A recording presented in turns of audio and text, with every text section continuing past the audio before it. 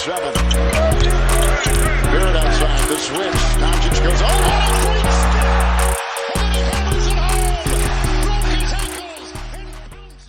Yo, what's going on, guys? Welcome back to a brand new video. I hope you guys are doing well, and I bring you guys another prospect video. And this time it's on Malaki Branham, the shooting guard from Ohio State. He wrapped up his freshman campaign a month or two ago, and he was actually 18 years old when he entered Ohio, and now he's 19 years old.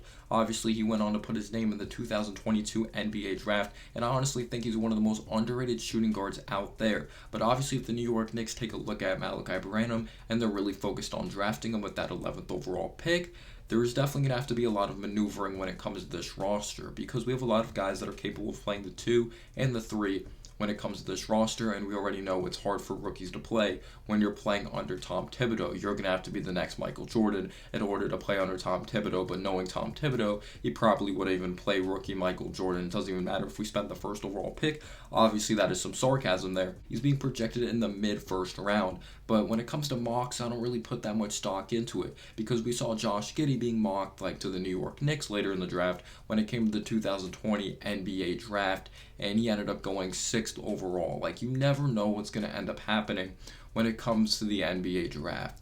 Josh Primo, Patrick Williams going 4. You never know what's going to happen. These mock drafts, these articles, I got to give credit to these guys that write these articles, but at the end of the day, most of the time they are not NBA scouts. Sometimes they are former NBA scouts. But let's get into my man, Malaki Branham from Ohio State. So Malaki Branham has a very solid physical profile. You could say maybe he's a tad undersized when it comes to the shooting guard position. I do not think he'll be able to play the small forward position. I'll be getting into the reasons why. But I think he has decent height, the decent weight, and has a very above average wingspan when it comes to the shooting guard position, as he is 6'5", 194 pounds with a 6'10" wingspan. So we're going to be starting off on the offense side of the basketball and his overall shot creation, his ability to get buckets, because for someone that is 19 years old and someone who entered the college season being 18 years old, he is very mature, he is very poised, and he is very patient when it comes to scoring the basketball. One of the most impressive things about him is that he has a pretty deep bag for someone that is only 19 years old at the college level, someone that didn't even play overseas, and he's going to be entering the NBA. One of the main reasons I think he's underrated. When he's the ball outside on the perimeter, he does a really good job selling, faking dribble penetration, stopping on a dime, pulling up from mid-range territory. Yes, he's a 3-level scorer. He's capable of shooting it from the outside, mid-range territory, and slashing to the basket. There's not a lot of flair. There's not a crazy amount of dexterity, but he is good enough to get down the lane. He doesn't have a crazy burst, but he has a solid quick first step. I'm not going to say it's great when getting to the rim, but the thing I love about him is that he's able to score when it comes to all areas on the court, and you could tell just right off the bat when you watch this dude play, he's watched plenty of Devin Booker tape, he's watched plenty of Chris Middleton tape. Obviously, he's very smooth, he's very patient, and he's someone that shot the heck out of the basketball at a very efficient clip. He wrapped up the season shooting over 47% from the field. He shot it very well from downtown, shooting 38% from 3.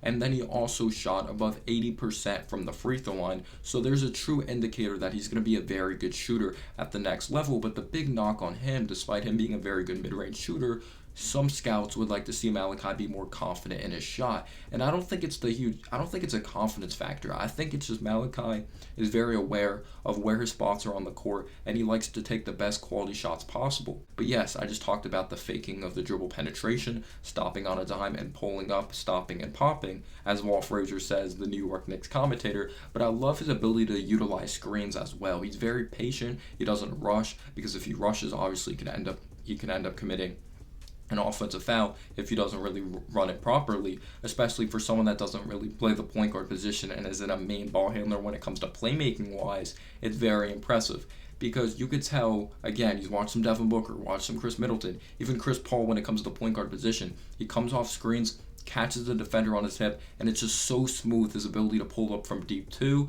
pull up from mid-range territory, pull up from 3, coming off that screen, good enough quick release, and he has pretty good mechanics. Sometimes maybe you could say he dips the ball a little too much. There's moments that I'm he has a high release point when it comes to coming off a screen, shooting off the dribble, and then there's times when I'm seeing him catch and shoot, I'm like, he dips it more. So it seems like sometimes he has different mechanics when it comes to different types of shots, but he makes it work, and his shot's not very blockable, but he does a really good job at the timing and rhythm coming off the screens, pulling up from mid-range territory. I think that's one of the most impressive things about his game. It really reminds me of Chris Middleton. I'm not saying he's going to be Chris Middleton at the next level, but he definitely has that fluidity, that patience, and the maturity on the offense side of the basketball. Nothing is rushed. And another thing, when he has it in mid-range territory, he's in triple threat. He notices that the defense, like he may have a defender on him that's kind of undisciplined. He does a really good job utilizing the pump fake, putting the ball on the floor, or even after the pump fake. He has so much confidence in his quick release that he'll just be able to pull up and knock it down. And that's one of the most impressive things about Malaki Branham, is that he can knock it down over a bunch of different personnel. He's just capable of knocking down the shot, like his shot, no matter what. Just the defense could be draped all over him. He's such a difficult shot maker. It is so much fun to watch. And because the New York Knicks, I like RJ. RJ Barrett does a good job getting to the rim. He's at his best when he's finishing around the rim, finishing through contact, working himself downhill or creating downhill. Obviously, we would like to see him expand his game. He's starting to work on that step back from beyond the arc, but it's not where it's supposed to be at. Like, we want to see him perfect that floater, just have better touch, and that type of thing. Obviously needs to get better finishing at the rim. So if we draft a guy like Malaki Branham, you really won't have to worry about shot creation as much when it comes to RJ, even though I think he's really focused on developing that part of his game, but he'll take a huge load off of RJ when it comes to that department. But Malaki Branham, he has a fadeaway in his bag, which is beautiful. I just talked about the fundamentals of him coming off of screens, knocking down just a fluid, smooth shot, no fadeaway, just knocking it down. Like a big-time fundamental jump shot. But he also does a good job catching guys on his hip or posting up, or it looks like he's going to catch someone on his hip and just go straight to the basket or go into his routine regular jump shot. But he just recognizes a certain personnel, or he just does it in general. He has so much confidence in his fluidity, the fluidity of his jump shot. He just knocks down the most difficult shots. He's a difficult shot maker, and he makes it look so easy when he's dribble penetrating, getting himself into the paint, just knocking down these turnaround shots. It's just beautiful to watch. Again, I'm not saying he's Chris Middleton. I'm not saying he's Devin Booker. But the best players in the game, the best scorers in the game, are able to dribble penetrate, get themselves inside, get to their spots, and knock it down from mid-range territory and hit those turnaround fadeaway shots, because those are the shots that are available in the playoffs, and those are the shots that the best players in the league are capable of knocking down.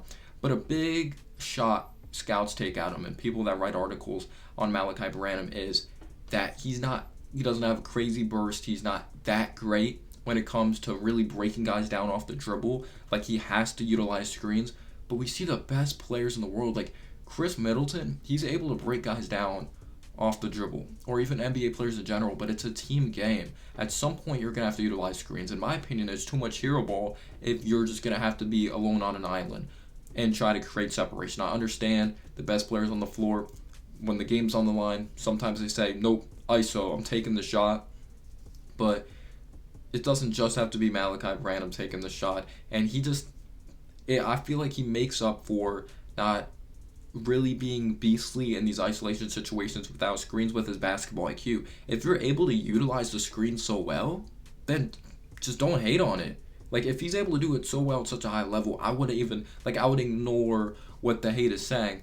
But yeah, he doesn't have some crazy burst, but he's sneaky athletic. He's able to get to the rim. If he finds a crease, he's actually pretty slithery getting to the basket. He's more of a, I'm not going to say he's like crazy shifty or anything like a Jaden Ivey. He's not even close to that.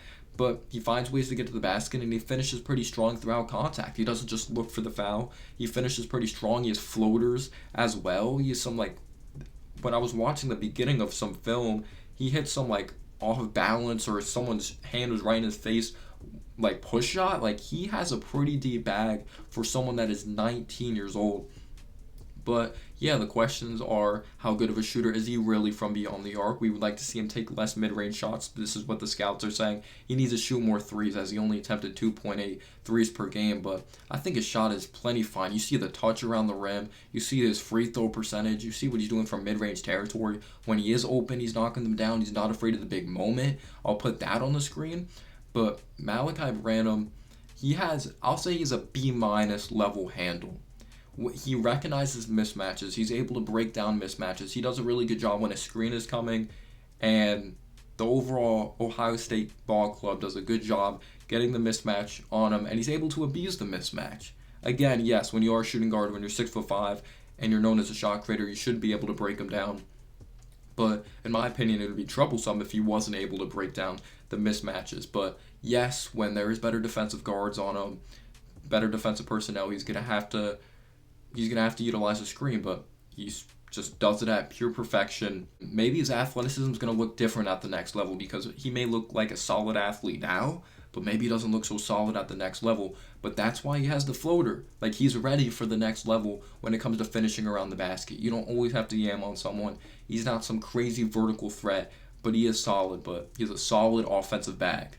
But he just does a great job recognizing and just reading defenses when it comes to screens, when it comes to like even one-on-one situations. He just recognizes the way the defense is playing him. He's like, oh, he thinks I'm going this way. I'm really going to go the opposite way. I'm going to utilize my spin. Like, I just love the spin fadeaway. That's what he just has that to perfection. He probably works on that like 100 times a day, or freaking puts up 1,000 shots of that a day. You could just tell he has go-to moves, he has go-to spots, and his spots aren't just from like 2 spots on the court. He, like, when he's catching and shooting, like, it's from the corners, it's from the left wing, the right wing, top of the key, just anywhere on the court. He absolutely excels, and you just absolutely love to see the versatility of him scoring the basketball. But his crossover, I don't understand. There's been so many knocks when it comes to his handle. I guess the one thing I would say about Malachi's handle, because Malaki, he has the combo crosses. He doesn't just go nowhere with his crossover at all. Like, when he utilizes his crossover,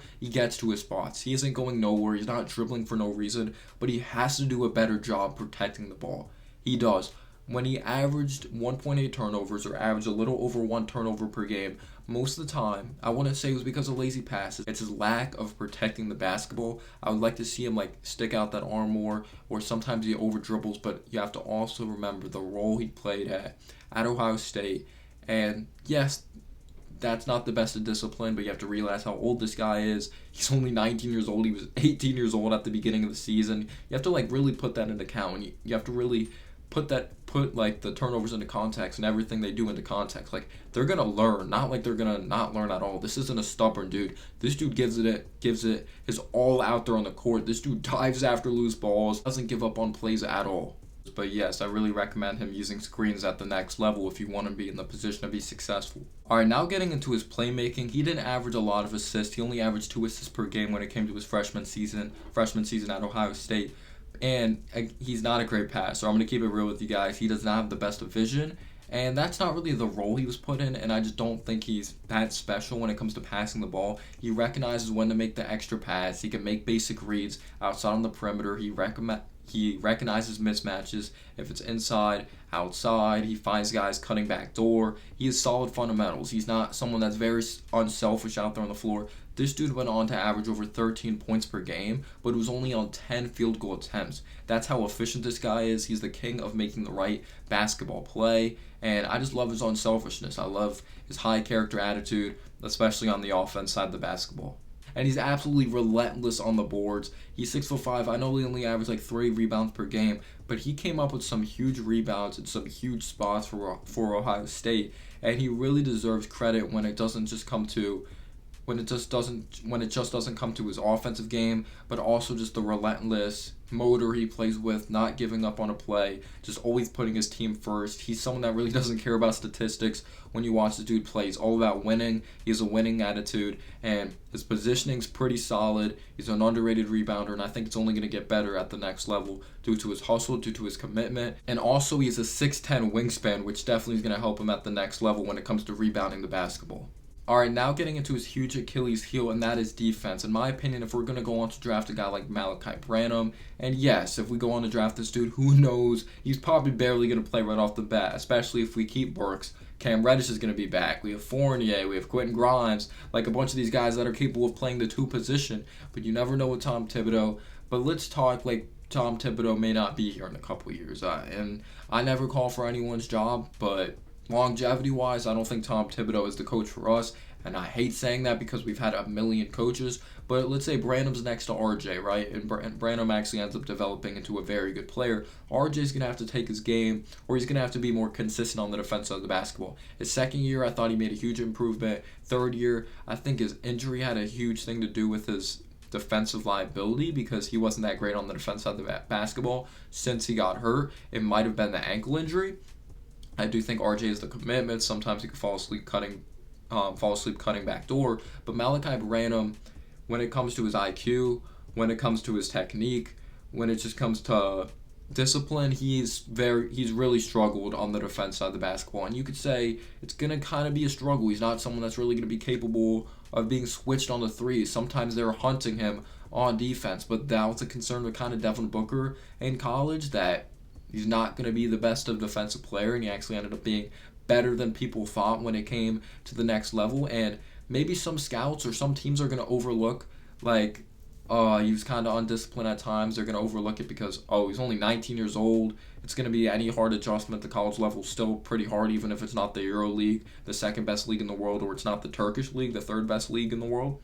Because he's so young, because he has a wingspan he could put to use, when you have those type of physical tools and you use them properly, and he plays hard, but sometimes he gets caught on screens, and it's very scary how he's going to translate to the next level if he really struggled at the college level defending.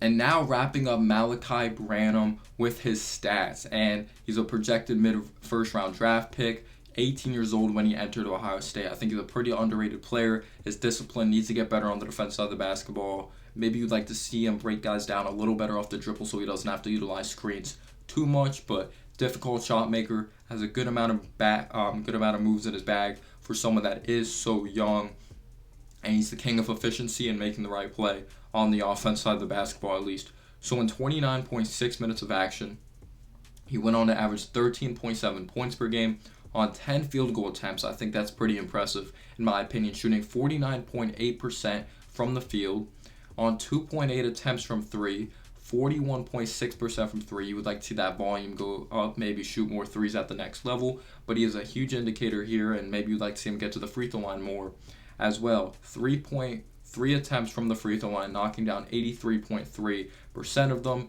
3.6 rebounds, 2 assists.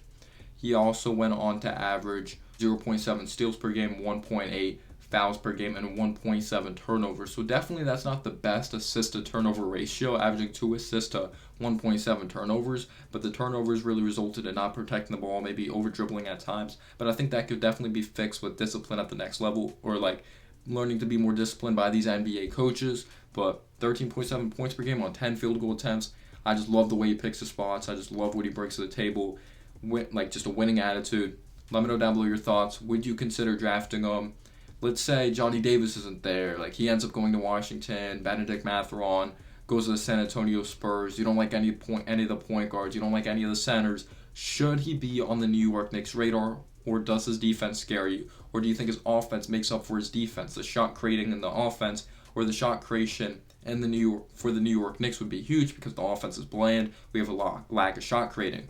And maybe you don't like the fit next to RJ unless we get the right point guard, or we'll see what happens so quickly if he goes on to start. But let me know down below your thoughts. I really appreciate your support. You guys are amazing. Stay safe. Check out all the Knicks channels. Everyone deserves it. Everyone's putting in work. Peace out, y'all.